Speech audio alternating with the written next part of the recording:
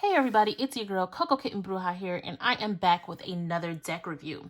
We are tap dancing back into tarot with the Ancestral Path Tarot by Julie Cuccia-Watts. You guys know, I really hope I said that right, because y'all know I'm bad with names. So I wanted an Ancestor deck, and I went to Amazon, which for an Ancestor deck, maybe not the best choice. But I saw this one and I saw how diverse it was and was like, you know what? Let's give it a shot. And I want to say this, it was from Amazon, so it was under 30 bucks. I really don't think I spent more than 30 bucks for this deck. But when it came, I was like, whoa, this is a big ass tarot deck. It's a lot going on. Definitely bigger than typical tarot cards. And I will say that the deck is pretty cool. I like this deck. Did I find a better Ancestral deck? Absolutely. What works for me when it comes to Ancestral readings is always going to be Dust to Onyx, which you can find on the channel. But this one wasn't bad for my starter Ancestor deck. I'll put it that way. So let's dive into it, right? It is the playing card style box with the flip top. It came with these two extra cards. So we have this one. And then it's like the purpose of the cards, you know? So one of the biggest, I guess you can say, issues I have with this deck, because I don't really have too many issues. I like the deck, aside from the size, obviously, is the guidebook. It's not, you're not getting much at all. It's kind of flimsy. The paper's a little on the thin side. The font is big enough to read, but you're not getting much. Goes into what tarot is, and it goes straight into the meaning. So that's the Fool, that's the Magician, that's the High Priestess. Like, you're not getting a whole lot. There's no reversal meanings. There's no pictures.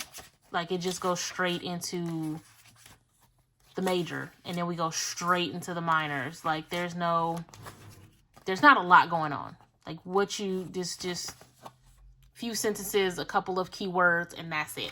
So you guys know how I am. I'm just like, it's not a lot going on. And then it gives you the simple classic Celtic cross spread, and then what it means here. That's it. That's it. I feel like when you talk about Ancestral Path, I feel like there should have been more to this guidebook. There should have been something explaining to us how this particular deck correlates with ancestors, correlates with your journey with ancestors. But, well, the text was by Tracy Hoover. But I feel like I may be asking for a lot coming from this deck. So again, I use this deck. I don't know if I'll really continue to use it, just because I have better decks for ancestral energy. But let's actually go into the cards. So we have 4 different cultures. We have African, we have Asian, we have Native American, and we have Celtic, I want to say. So let's just dive in. So again, these cards are so fucking big, guys. So we have the Fool. I'm going to show you guys the major and then kind of skim through the minor.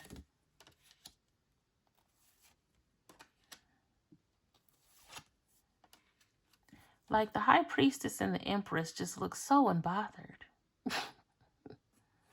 Well, she's pregnant, so I can understand that why, but whatever.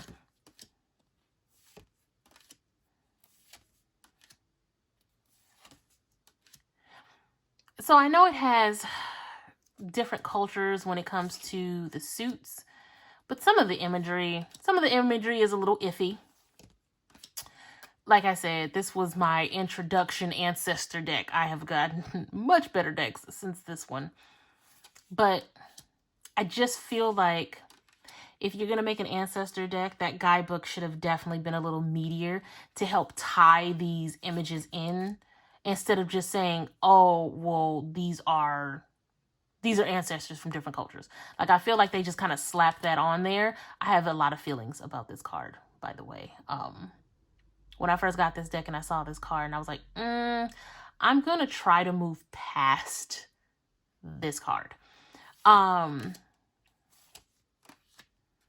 feel like the imagery, aside from that card, is pretty cool. I just didn't get what I needed from this deck.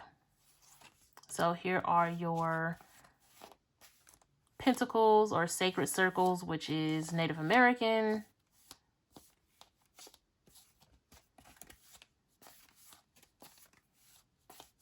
And then we have staffs, which is your wands.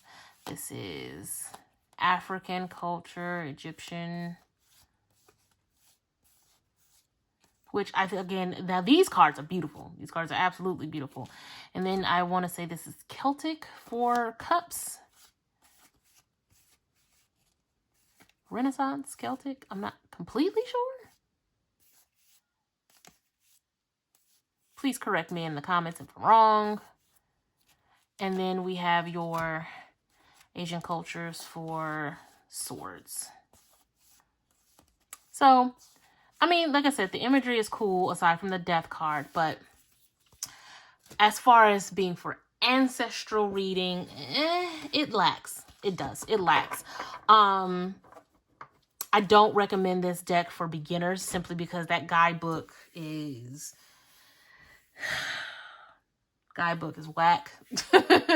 For lack of a better word. The guidebook definitely should have had more to it. If you want a big ass deck, then by all means get this deck. But I wouldn't say this is a deck for ancestral readings. Not at all. Can you use it for regular general readings? Sure. Can you use it for any other type of reading? Maybe, but honestly, I really don't feel like this particular deck is, when it comes to the type of decks that I like, when it comes to the type of decks that get me excited, this is not one of them. It served its purpose because I was able to actually give a couple of people some pretty good readings, but that's because of my own skill. I wouldn't say that the energy from this deck helped at all. So take it how you like it. Let me know how you guys feel in the comments. If you have this deck, how does it work for you? If you would or wouldn't get this deck, let me know. If you're new here, definitely hit that subscribe button. Like, share, all of that fun stuff. If you would like to book a reading with me, you can definitely You can head over to www.cocokittenbruja.com. You can hit me up across social media at CocoKittenBruja, and that is it. I am, as always, sending you guys tons and tons of love and light. And until next time, peace.